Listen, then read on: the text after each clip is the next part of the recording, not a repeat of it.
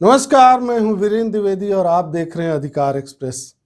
Corona virus का संकट पूरे देश में लगातार बढ़ता जा रहा है। डॉक्टर, पुलिस और स्वास्थ्य कर्मियों को प्रधानमंत्री नरेंद्र मोदी कोरोना योद्धा की संज्ञा दे रहे हैं। वहीं देश में कुछ सिरफिरे और अराजक लोग पुलिस पर हमले, डॉक्टरों के साथ बदसलूकी, नर्सों के साथ अश्लील हरकत करने और मेडिकल स्टाफ पर हमले करने से बाज नहीं आ रहे।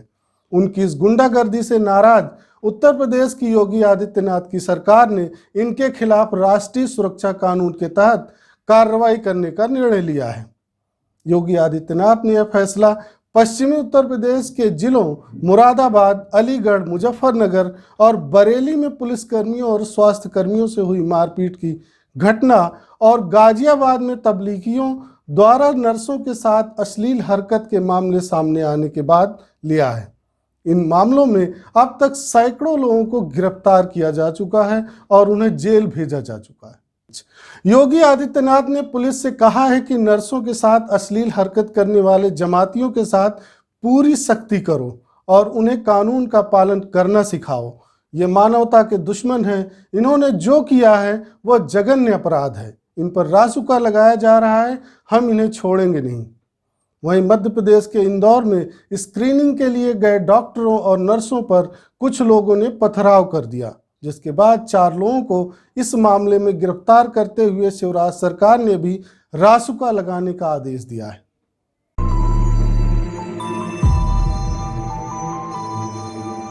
अब आपके मन में यह प्रश्न उठ रहा होगा कि राष्ट्रीय सुरक्षा कानून क्या है और यह कानून कब बना। चलिए हम आपको बताते हैं। राष्ट्रीय सुरक्षा कानून यानी राष्ट्रीय सुरक्षा अधिनियम 1980 देश की सुरक्षा के लिए सरकार को अधिक शक्ति देने से संबंधित एक कानून है।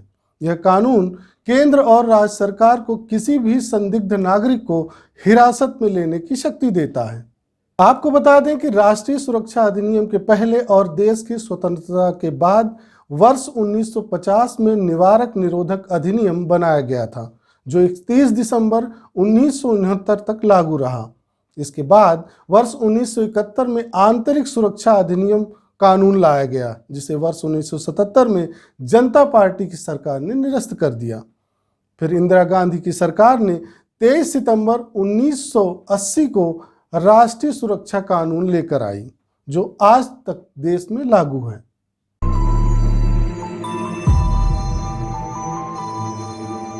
अब हम आपको बताते हैं कि इस कानून को लागू करने की प्रक्रिया क्या है। यदि सरकार को लगता है कि कोई व्यक्ति उन्हें देश की सुरक्षा सुनिश्चित करने वाले कार्यों को करने से रोक रहा है, तो उसे हिरासत में लिया जा सकता है। जिस व्यक्ति के खिलाफ आदेश जारी किया जाता है, उसकी गिरफ्तारी भारत में कहीं भी हो सकती है। यदि सरकार को लगता है कि कोई व्यक्ति कानून व्यवस्था को सुचारू रूप से चलाने में उनके सामने बाधा खड़ी कर रहा है, तो वह उसे हिरासत में लेने का आदेश दे सकती है। इस कानून का इस्तेमाल जिलाधिकारी, पुलिस आयुक्त, राज्य सरकार अपने सीमित दायरे में भी कर सकती है।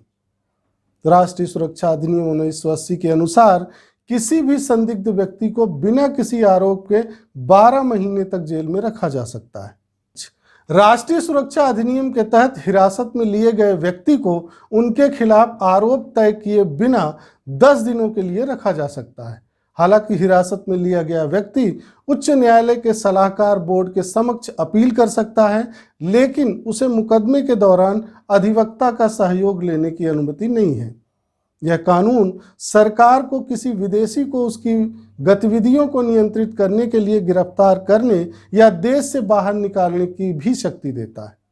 इस कानून के अनुसार व्यक्ति को पहले 3 महीने के लिए गिरफ्तार किया जा सकता है, फिर मामले से संबंधित नवीन प्रमाण मिलने पर 3-3 महीने के लिए गिरफ्तारी की अवधि बढ़ाई जा सकती है।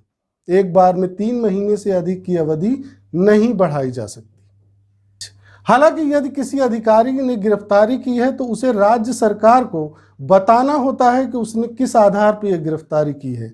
जब तक राज्य सरकार इस गिरफ्तारी का अनुमोदन नहीं कर दे, तब तक यह गिरफ्तारी 12 दिन से ज़्यादा नहीं हो सकती है।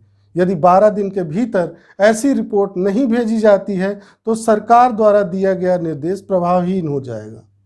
आपको बता दें कि भविष्य के अपराध करने या अभियोजन से बचने के लिए किसी व्यक्ति को हिरासत में लिया जाना निवारक में शामिल है। यह गिरफ्तारी से अलग होता है। गिरफ्तारी तब की जाती है जब किसी व्यक्ति पर अपराध का आरोप लगाया जाता है। यदि अधिकारी 5 से 10 दिन में जवाब दाखिल करता है तो यह अवधि 12 की जगह 15 दिन की जा सकती है। यदि रिपोर्ट को राज्य सरकार मंजूर कर देती है तो इसे 7 दिनों के भीतर केंद्र सरकार को भेजना होता है। इसमें इस बात की चर्चा करना आवश्यक है कि किस आधार पर यह आदेश जारी किया गया और राज्य सरकार का इस पर क्या विचार है और यह आदेश क्यों जरूरी है।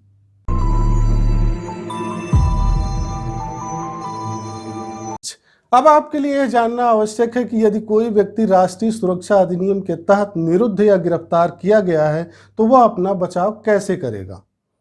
राष्ट्रीय सुरक्षा अधिनियम की धारा 9 के अनुसार केंद्र और राज्य सरकार सलाहकार बोर्ड का गठन करती है।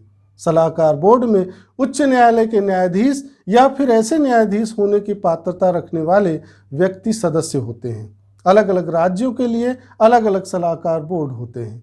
कोई राज्य एक से अधिक सलाहकार बोर्ड भी बना सकता है। इस अधिनियम के अंतर्गत सलाहकार बोर्ड की महत्वपूर्ण भूमिका है। राज्य सरकार सलाहकार बोर्ड को नियुक्त किए गए व्यक्तियों की रिपोर्ट प्रेषित करता है। सलाहकार बोर्ड के समक्ष ऐसी रिपोर्ट 3 सप्ताह के भीतर सरकारों को पेश करनी होती है। सलाहकार बोर्ड ऐसी रिपोर्ट के ऊपर अपनी जांच बैठाता है तथा उस पर अपना निर्णय भी देता है। इस अधिनियम के अंतर्गत सलाहकार बोर्ड धारा 12 के अनुसार किसी निरुद्ध किए गए व्यक्ति पर अपना निर्णय देते हुए एक निश्चित अवधि के लिए उस व्यक्ति को निरुद्ध किए जाने का आदेश देता है, या फिर अधिनियम की धारा 12 की उपधारा 2 के अनुसार यदि लाए गए व्यक्ति के संदर्भ में सलाहकार बोर्ड यह पाता है कि लाए गए व्यक्ति को निरुद्ध किया जाना उचित नहीं है तो वह ऐसे व्यक्ति को छोड़ देता है। सलाहकार बोर्ड के समक्ष किसी निरुद्ध व्यक्ति की ओर से अधिवक्ता द्वारा पैरवी किए जाने का प्रावधान इस अधिनियम में नहीं रखा गया है। इस अधिनियम के अंतर्गत यदि किसी व्यक्ति के विरुद्ध समुचित सरकार धारा 3 के अंतर्गत कोई आदेश जारी करती है तो वह व्यक्ति जिसके विरुद्ध आदेश जारी किया गया है वह सलाहकार बोर्ड के दिए गए निर्णय को उच्च न्यायालय में चुनौती दे सकता है। रिट याचिका के माध्यम से धारा 3 के अंतर्गत जारी किए गए आदेश को भी चुनौती दे सकता है। रिट याचिका के माध्यम से धारा 3 के अंतर्गत जारी किए गए आदेश को भी चुनौती दे सकता है, या फिर दंड प्रक्रिया संहिता की धारा 482 के अंतर्गत उच्च न्यायालय में आदेश को चुनौती दे सकता है। इसमें आपराधिक प्रक्रिया संहिता की धारा 50 के अनुसार गिरफ्तार किए गए व्यक्ति को गिरफ्तारी के आधार तथा जमानत के अधिकार के बारे में सूचित नहीं किया जाता है। इसके अलावा इसमें सीआरपीसी की धारा 56 तथा 76 के अनुसार व्यक्ति को गिरफ्तारी के 24 घंटे के भीतर न्यायालय में पेश नहीं किया जाता है। विशेष बात यह है कि देश में अपराध संबंधी आंकड़े एकत्रित तथा उनका विश्लेषण करने वाला राष्ट्रीय अपराध रिकॉर्ड ब्यूरो रासुका के अनुसार आने वाले मामलों को अपने आंकड़ों में शामिल नहीं करता है, क्योंकि इन मामलों में कोई एफआईआर दर्ज नहीं की जाती है। इसलिए रासुका के अनुसार किए गए निवारक निरोधों की सटीक संख्या के आंकड़े उपलब्ध नहीं हैं। बहरहाल जिस प्रकार से पुलिस, डॉक्टर और मेडिकल स्टाफ पर तबलीगी जमातियों और उनसे जुड़े लोगों की इंसानियत को शर्मसार करने वाली घटनाएं सामने आ रही हैं, उनसे सख्ती से निपटने के लिए योगी आदित्यनाथ की सरकार ने राष्ट्रीय सुरक्षा अधिनियम लगा दिया है। अब इस फैसले से बेलगाम जमाती सुधरते हैं या नहीं, इसका निर्णय तो आने वाला समय करेगा, लेकिन योगी ने जिस तरह से सख्ती दिखाई है इससे उन लोगों में डर अवश्य पैदा होगा जो देश के किसी भी नियम कानून को ठेंगा दिखाते रहते हैं। आज बस इतना ही। धन्यवाद। अधिकार एक्सप्रेस के नए वीडियो को देखने के लिए आप लाइक और सब्सक्राइब करें, साथ ही घंटी को जरूर दबाएं और लोक सेवा अधिकारों की स्वतंत्र पत्रकारिता के लिए हमारी मदद करें।